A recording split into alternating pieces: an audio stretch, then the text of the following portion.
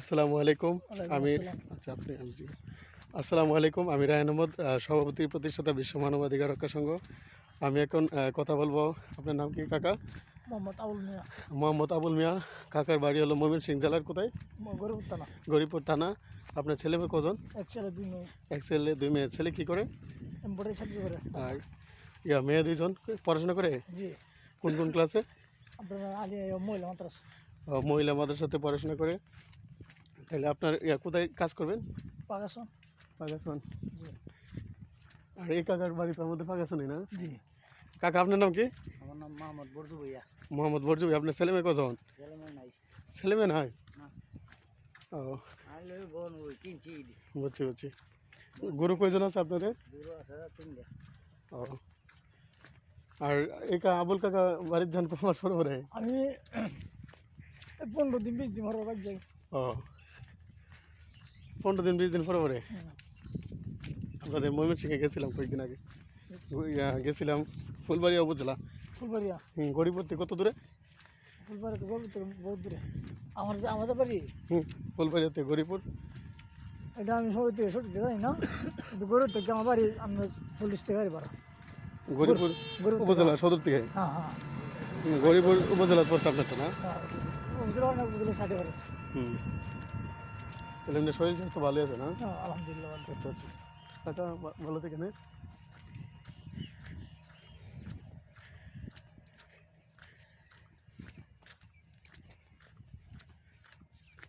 এই কাকার নাম কি? আপনার নাম কি? না না না, আড়েন আড়েন, কোনো সমস্যা নেই। আপনার নাম কি? নামটা কইলেন আলি। আপনার নাম কি দাদা? আপনার নাম কি দাইটা কোন জানা? আসসালামু আলাইকুম। আমি রায়হান আহমদ, সভাপতি প্রতিষ্ঠাতা বিশ্ব মানবাধিকার রক্ষা সংঘ। আজকে আমি এসেছি কাজিরকুলা গ্রামে।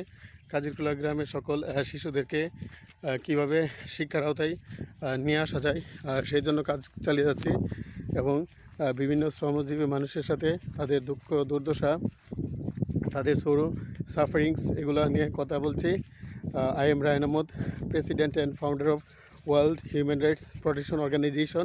I am discussing various issues about working class people, day laborer and banana seller, how to minimize their sorrow and sufferings. That's why I am working for that. My main vision is to educate our people the natural beauty of Kajirkula is very nice. Every people of the world and Bangladesh must visit Kajirkula Gram. Kajirkula Gram is so nice, and I am working how to ensure education among Kajirkula's marginalized people. That's why I am working for that. The densely fog is not going away.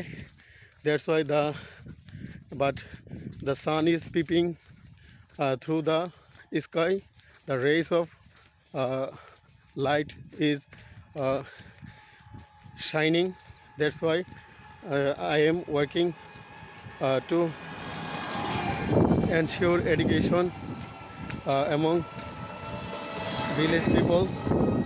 It is my vision to educate Bangladesh people and world people. My vision is to educate our world people.